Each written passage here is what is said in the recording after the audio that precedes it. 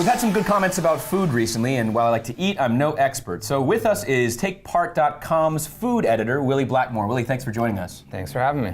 Now, recently in our Milk Dud episode, we talked about the dangers of large-scale dairy industry and all the health risks and pollution that are built into our system.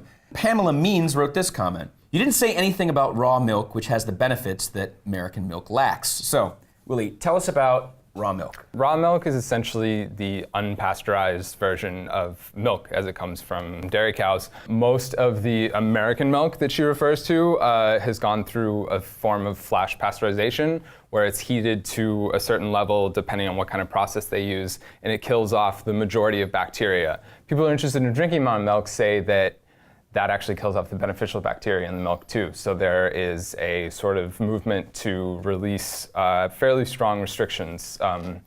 As many as 20 states don't allow the commercial sale of raw milk for human consumption. And there are a lot of people out there that really want to be able to drink this stuff. In our Top 5 Foods That Should Be Legal episode, we counted down 5 foods that did more harm than New York City's recently banned large sodas. Commenter Betty Ann Baker said, "This is a very good list. I'd like to add shark fin soup. Our shark population is dwindling. People need to stop being so selfish." So, what is this about shark fin soup, and what can you tell us about why it's such a big problem? It's predominantly made from the gelatinous, or not gelatinous, but the cartilage that's found in the fins of sharks. Instead of fishing for sharks, essentially they do this thing that's called finning, where the sharks are pulled up out of the water, they lop off the fin, and they put the shark back in the water, and the shark dies. What is going on globally to sort of curb this kind of finning? In the state of California, there's now a ban on shark fin soup. And, we have a significant Chinese population. And, up until last year, I forget exactly when the ban went into place, but you could get shark fin soup out in the San Gabriel Valley at just about every restaurant. Oh, yeah, definitely. This has very little to do with flavor, and it has everything to do with texture.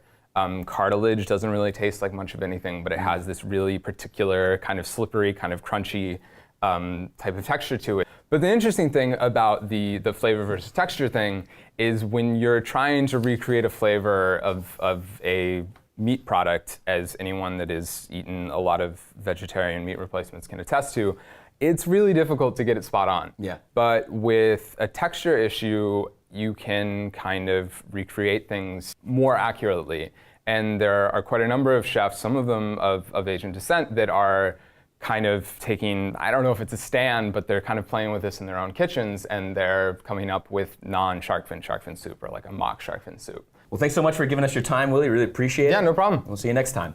Thank you guys for your comments. Keep them coming, and you might just find yourself on the next BFD Talkback. Be sure to subscribe. I'm David Park. Go to TakePart.com to sign a petition to ban shark fin soup and save endangered species. And if you want to take the next step in doing right by our underwater friends, you can also take the pledge to eat only sustainable seafood.